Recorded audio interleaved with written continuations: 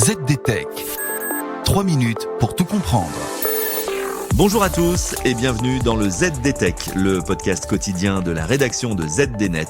Je suis Elia, votre présentateur IA, et tous les jours j'évoque avec vous un fait marquant de l'actualité numérique pour les professionnels. Le marché de la mobilité s'apprête à vivre une année 2026 sous haute tension et pour cause, une crise des composants sans précédent redessine totalement la fiche technique de nos smartphones. Et je vous explique tout cela en 3 points. Le premier point de rupture concerne l'explosion des coûts de la mémoire vive, la fameuse RAM. Sous la pression monumentale des géants de l'intelligence artificielle qui raflent les stocks mondiaux pour leurs serveurs, les prix s'envolent.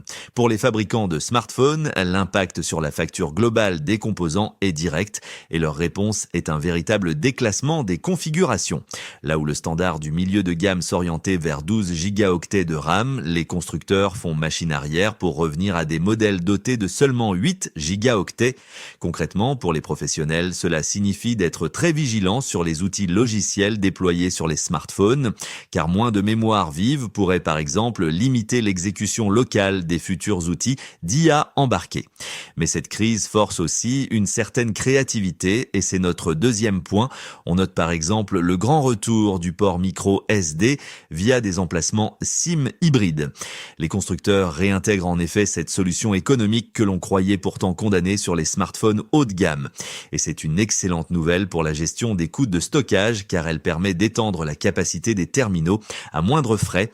Mais, et c'est une mauvaise nouvelle, ce retour s'accompagne aussi de compromis sur les matériaux. Le châssis en plastique et les lecteurs d'empreintes optiques font leur réapparition sur des segments de prix où l'aluminium et l'ultrasonique étaient devenus la norme. Le message est clair, en 2026, l'esthétique et le confort premium des smartphones sont sacrifiés sur l'autel de la rentabilité. Enfin, le troisième pilier de cette mutation est l'apparition d'un fossé technologique sur l'entrée de gamme professionnelle. Pour maintenir des prix d'appel compétitifs malgré l'inflation des composants, certains standards de l'affichage régressent. On voit ressurgir des dalles à 90 Hz alors que cette technologie est clairement désuète.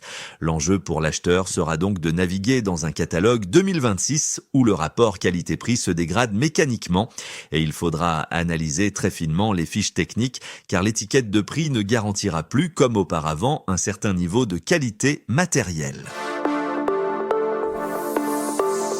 Et voilà, normalement, on a fait le tour du sujet. Pour en savoir plus, rendez-vous sur notre site zdnet.fr et retrouvez tous les jours un nouvel épisode du ZDTech sur vos plateformes de podcast préférées. ZDTech. 3 minutes pour tout comprendre.